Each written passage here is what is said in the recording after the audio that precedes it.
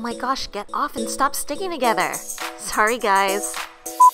Hey guys, today we will be making a super fragrant green tea mochi dumpling. In Chinese it's called Tang Yoon, and it's these rice balls. Usually these guys are eaten around New Year's. Is actually really fun to eat, and very interesting how we're going to try to get that filling in there. So I can't wait to show you guys this recipe, so let's head over to the kitchen and then let's get started. Okay, so you want to start off with 2 tablespoons of Lion's custard powder, and this is actually a vegan custard powder if you use your own nut milk.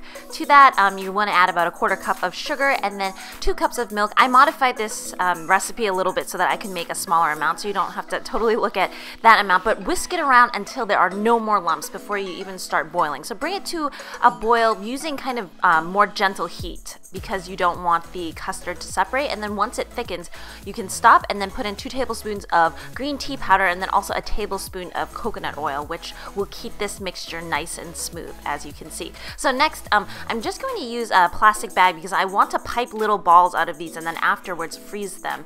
So these turn out to be the filling for the dumplings later, and they'll be a lot more easy to work with once they're frozen. So stick them in the freezer a couple hours until they're nice and solid. So next, time for the wrapper part. So this is glutinous rice flour, not just rice flour. It usually comes in a green bag, and this is from rice that's short grain and has a lot more starch. So I actually use the whole bag, which is just about 2 cups, and to that you want to add about 1 3/4 cup of water to it. This dough is really forgiving. I mean, there's no gluten to it. It doesn't really stick to your fingers, but the thing that you have to remember is to not put too much water in it. So a good kind of rule of thumb is if you keep, there's 2 cups of flour in there, but keep a little bit more in the bag, just in case if you put a little too much water in it, depending on, it could be, you know, the moisture level of your room. So take a look at the texture of that. Really, it was just me mixing in real time. It takes about 2 minutes to get it into that ball stage. It really doesn't need to rest, but you can just put that aside, put a towel on it, and then deal with the rest of the filling right now. So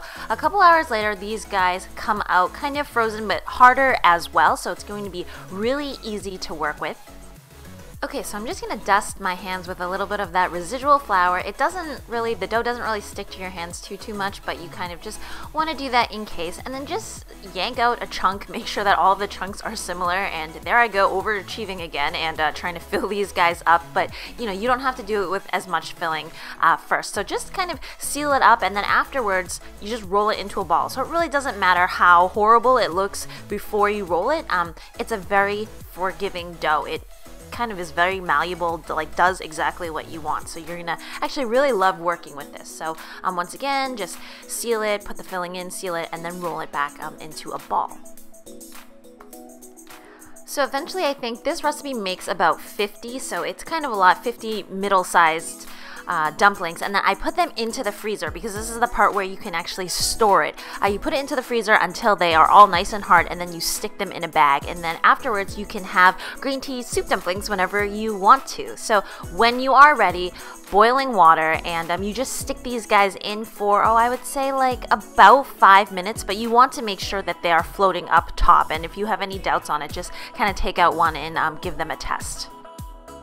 So you can see at the end, this is how they look. I mean, their colors change a little bit, but everything is floating, and you can tell that the whole thing has really softened. So this is a very traditional syrup that goes with the dumplings. It's about 4 parts brown sugar to 1 part water, and you want to stick a couple slices of ginger in while you're boiling it just to release some of that nice flavor, and then that's really all that there is. Just wanted to take a nice bite out of that to show you guys the nice filling, and because we put a little bit of coconut oil in, it kind of everything remains nice and smooth and soft on the inside. Anyways, I hope you guys like this recipe. Know that you can put actually whatever fillings that you want in. I usually put like peanut butter or sesame seeds, and it's all really good.